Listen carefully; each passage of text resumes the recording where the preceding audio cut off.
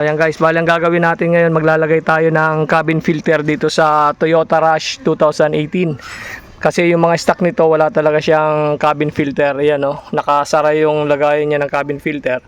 So ngayon, kailangan natin itong hiwain ng cutter. May guide naman yan dyan. Hiwain natin yan. Tapos, dyan natin ilalagay yung cabin filter. So sa pagtatanggal naman itong glove box, madali lang naman. Tapos ito yung binili natin na cover dito. Yan, takip sa cabin filter. Tapos ito yung cabin filter na ilalagay natin. Yan, Toyota Lexus. Yan. Tapos maglalagay din tayo ng air filter doon sa unahan. Ito yung air filter nya. Bali, angat nyo lang to.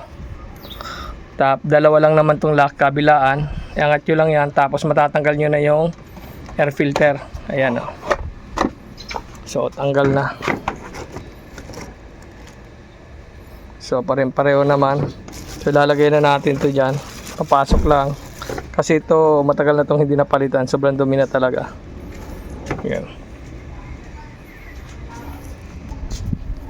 Ayan. Lagay lang natin to. So ito yung box ng air filter.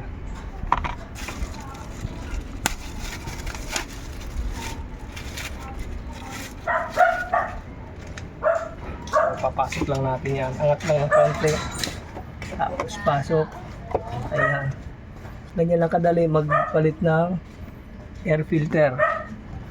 Tapos sarado. Lock na to. Ayan.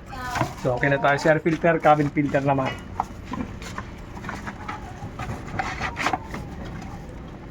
Hiwain ko na to ng cutter. Gagamit tayo dyan ng cutter panghiwa. So ayun nga guys, nahiwa na natin to na plastic. Yan, halos malapit na matanggal. Tanggalin lang natin to, tapos dito na natin ilalagay yung kanyang cabin filter. So ayun guys, natanggalan natin yung cover dito. So dito na natin ilalagay yung kanyang cabin filter. Wala talaga siyang cabin filter oh. Kasi pag hindi natin nilagyan ng cabin filter yan, ang mangyayari dito, papasukin to ng dumi. So pag pinasok ng dumi yan, hihina na yung lamig ng inyong aircon pag pinasok na yung evaporator ng mga alikabok. Kasi ang evaporator laging basa yan. Pag kumapit yung alikabok dyan, babara yan. So hina ng buga ng aircon nyo sa blower. Tapos yung lamig nya hina na rin pag hindi natin to nilagyan ng cabin filter. So ayan. So ito sinukat na rin natin tong takip. So ayan, sakto naman. Ayan. Okay. Ayos. Tapos yung cabin filter ilalagay na natin. Pinasok lang natin to, cabin filter nya, ganyan. Tapos yan, lalagay natin to, natakip. Tapos dito yung cover nya. So okay.